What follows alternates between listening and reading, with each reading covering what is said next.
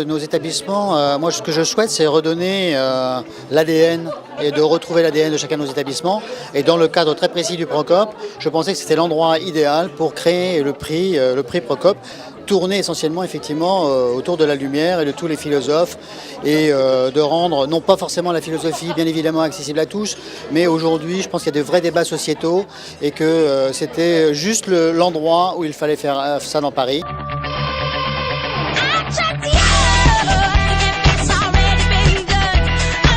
Avec les membres du jury, on a commencé à parler de 50 livres et j'ai trouvé qu'il y avait à la fois une ambiance mais surtout une éthique dans la discussion sur les livres, sur les ouvrages qui n'avaient rien à voir avec une appartenance à une maison d'édition ou une question du succès qui m'a vraiment beaucoup intéressé. Est-ce que ça a été dur de délibérer en direct sur France Culture? Non, c'était très intéressant parce qu'on savait qu'on était écouté, mais en même temps on était très libre, on exprimait ce qu'on avait envie sans aucune arrière-pensée. C'était une expérience, je crois, amusante pour tout le monde. Je crois que les gens étaient contents, que c'était vivant et que finalement ça ressemblait quand même à un objet radiophonique, ce qui est un miracle.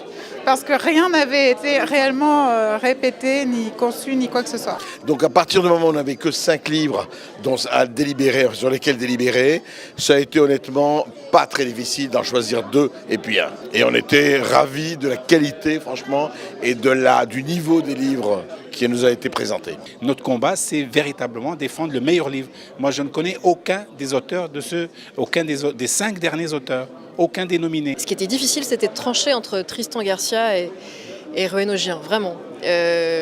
Notre cœur a balancé longtemps, mais je pense que le livre d'Augien est encore plus bousculant et peut-être touche plus de thèmes à la fois. Donc voilà, c'était 2 très bons livres et le meilleur pour le prix l'a emporté. Le livre d'Augien est vraiment un livre très stimulant sur le plan permanent de la morale. On est tout le temps amené à porter des jugements de morale, c'est bien, c'est scandaleux.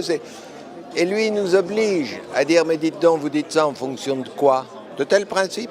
Vous êtes sûr que c'est...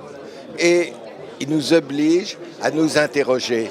Je suis évidemment très honoré, avec un jury aussi prestigieux, avec une liste de nominés aussi extraordinaire. Je pense que c'était déjà un honneur d'être choisi, alors de gagner le prix après, bon, c'est pas mal. Ma mère aurait été contente. Parlez-nous un petit peu de ce livre, est-ce qu'il a été difficile à écrire? En fait, non, je l'ai écrit dans une certaine allégresse, puisque au fond, c'était un livre qui devait être un ouvrage de présentation, dans lequel je m'engageais un peu moins que dans mes ouvrages précédents. Mais finalement, le résultat est assez différent de ce que je comptais faire. Une invitation permanente pour l'année qui vient au Procope d'une valeur de 2 400 €. Alors je voudrais juste préciser que cette invitation n'est pas à faire en une seule fois parce que vous allez subir une indigestion. Vous invitez tous. Voilà. On a souhaité aussi récompenser ce prix d'une manière peut-être modeste, mais avec un chèque de 2 000 €, avec une table ouverte au Procope d'une valeur de 2 400 € sur l'année. Et puis superbe bouteille. Et une très très belle bouteille effectivement de champagne millésimé de 1961, 50 ans déjà. Ça c'est un secret. Le monsieur va venir l'apporter directement et je crois qu'il va annoncer un petit peu comment c'est fait et quels sont les cépages qui sont dedans. C'est un pur régal.